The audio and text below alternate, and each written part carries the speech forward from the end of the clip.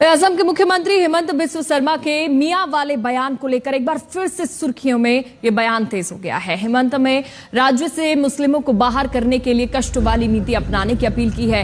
हेमंत ने कहा है कि अगर किसी मियां का 5 रुपए देने हो तो 4 रुपए उसे देने चाहिए। मुस्लिमों को राज्य से बाहर करने और उनके नाम हटाने के लिए रात भर काम करना पड़े तो वो भी कम है।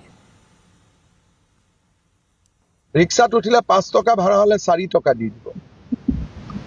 কষ্ট খালেহে অসমৰ পৰা যাব। ৰাতিটো 9টাত গৈছিলে, মইতো কওঁ মিয়াক কষ্ট দিব ৰাতি 12টাতো যাওক ক'বাত যাব খুজিলে।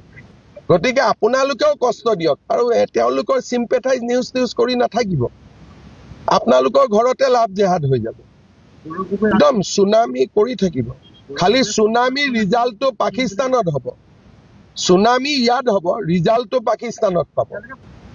और ऑफिसर बिलाके राति 2-3 काम करिब लगे मियार नाम काटिबर कारण जदि पारे।